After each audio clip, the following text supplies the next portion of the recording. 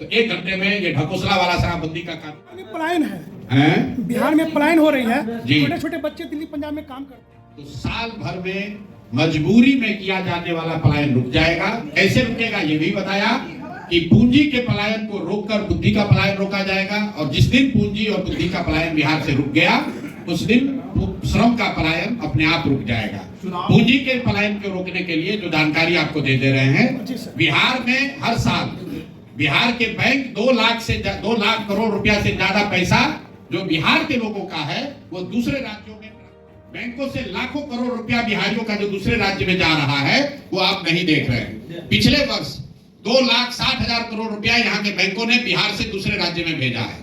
तो पूंजी का पलायन जिस दिन रुकेगा तब बिहार का पलायन रुकेगा। दूसरी बात, कृषि आधारित जो मजदूर हैं, एक और मजदूर हरियाणा पर पंजाब में जाकर खेती कर रहे हैं और दूसरी ओर यहाँ खेती करने वाले लोगों को मजदूर नहीं मिल रहे हैं। तो हम लोग ये कह रहे हैं कि मनरेगा के किसान को मनरेगा के तहत मजदूर को किसानी करने वाले से जोड़ा जाएगा।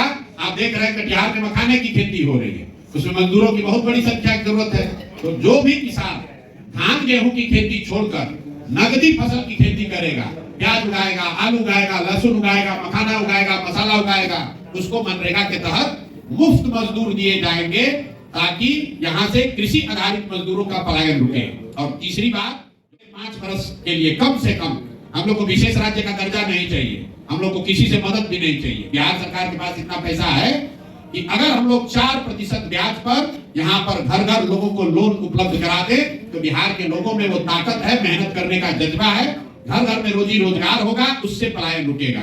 तो ये 3 चीज बता रहे हैं, बैंकों के द्वारा किया जाने वाला पूंजी का पलायन रोकना, दूसरी बात मनरेगा को कृषि से जोड़ना, और तीसरी बात बिहार में रोजगार करने के लिए 4% सालाना ब्याज पर सरकारी गारंटी पर लोन मुहैया कराना ताकि घर घर में रोजी रोजगार हो। बहुत चर्चा हुई है कि क्या जनसुराज में दूसरे दलों में रहे हुए लोगों को आने देना चाहिए या नहीं।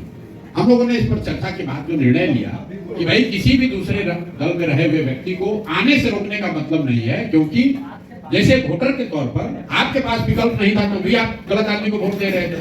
संभव है कि बहुत सारे राजनीतिक कार्यकर्ता विकल्प न होने की वजह से किसी न किसी दल में थे, आज वो जनसुराज में आ रहे हैं। आपने कहा कि इनको क्या, आपको ये जरूर बताना चाहिए कि अगर कोई दागी व्यक्ति शराब माफिया, बालू माफिया, क्रिमिनल, अगर उसको जनसुराज में कोई जिम्मेवारी ऑन रिकॉर्ड, जनसुराज में 2/3 से ज्यादा लोग वो लोग चुनाव लड़ेंगे जो कभी जीवन में पहले चुनाव नहीं लड़े हैं, दागी नहीं है, उनका कोई राजनीतिक चरित्र ऐसा नहीं है जिस पर कोई उंगली उठा सके।